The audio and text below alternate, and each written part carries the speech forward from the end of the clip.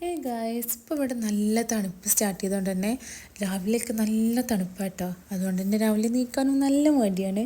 പിന്നെ നമ്മൾ മടി പിടിച്ചെടുത്തിട്ട് കാര്യമില്ലല്ലോ, നമുക്ക് എന്തെങ്കിലും കഴിക്കണേന് എന്തെങ്കിലും കുക്ക് ചെയ്യണ്ടേ. ഇത് ഞാൻ രാത്രി കുതിർത്താൻ വേണ്ടിയിട്ട് ഇട്ട് വെച്ച ഗ്രീൻ പീസാണ് കേട്ടോ. ഇനിയിപ്പോൾ ഇത് കറിയൊക്കെ വേണ്ടിയിട്ടാണ്. അങ്ങനത്തെ കറിയൊക്കെ വേണ്ടിയിട്ട് ഇതിലേക്കുള്ള ഉള്ളിയും തക്കാളിയും പച്ചമുളകൊക്കെ ഇതാ കട്ട് ചെയ്തിട്ട് ഗ്രീൻ പീസും കൂടെ കഴുകിയിട്ട് കുക്കറിലേക്ക് ഇട്ട് കൊടുത്തിട്ടുണ്ട്. ഇപ്പോൾ ഇതിലേക്ക് ആവശ്യമായിട്ടുള്ള മസാലപ്പൊടികളും ചേർത്ത് കൊടുക്കാം കേട്ടോ. മഞ്ഞൾപ്പൊടി, മുളക് പൊടി, മല്ലിപ്പൊടി, ആവശ്യത്തിനുള്ള വെള്ളം, ആവശ്യത്തിനുള്ള ഉപ്പും കൂടെ ഇട്ടിട്ട് കുക്കർ അടച്ചിട്ട് കുക്കറിലിട്ടിട്ട് കേട്ടോ ഇത് വേവിച്ചെടുക്കുന്നത്.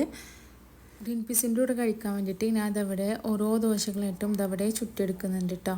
അങ്ങനെ ഇതാ നമ്മുടെ ദോശയൊക്കെ ചുടൽ കഴിഞ്ഞപ്പോഴത്തേന് നമ്മുടെ കറിയൊക്കെ നല്ല വെന്ത് സെറ്റായി വന്നിട്ടുണ്ടായിരുന്നു. അപ്പോൾ പിന്നെ അത് തൂമിച്ചൊഴിക്കാം കേട്ടോ. നമ്മൾ ചെറിയുള്ളിയും വേപ്പിലൊക്കെ ഇട്ടിട്ട് നമ്മളിതാ തൂമിച്ചൊഴിച്ചിട്ടുണ്ട്.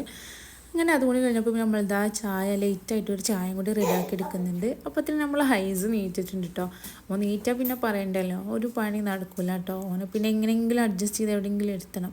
അങ്ങനെ എന്താ ഓനിക്കുള്ള പാലൊക്കെ കൊടുത്തിട്ട് ഞാൻ എന്താ ഓനക്ക് കൊണ്ടുകൊടുക്കാൻ പോകുമ്പോൾ അനീസ്ക്ക് ഷോപ്പൊക്കെ പോയിട്ടുണ്ടായിരുന്നു കേട്ടോ.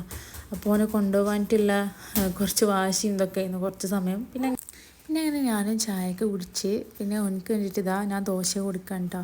അപ്പോൾ ദോശ കൊടുന്ന പടഞ്ഞതുണ്ടോ ആളെടുത്ത് തിന്നിന്. അപ്പോൾ ഇങ്ങനെ കൊടുന്ന് വെച്ചെടുത്താൽ കുറച്ചായിട്ട് ആൾ ഇന്ത്യയിലൊക്കെ സ്വയം കഴിക്കാൻ തുടങ്ങിയിട്ടുണ്ട് കേട്ടോ. മാഷാ അല്ലാ. എന്നാലും ഫുള്ള് കഴിക്കണമെങ്കിൽ ഞാൻ തന്നെ കൊടുക്കും.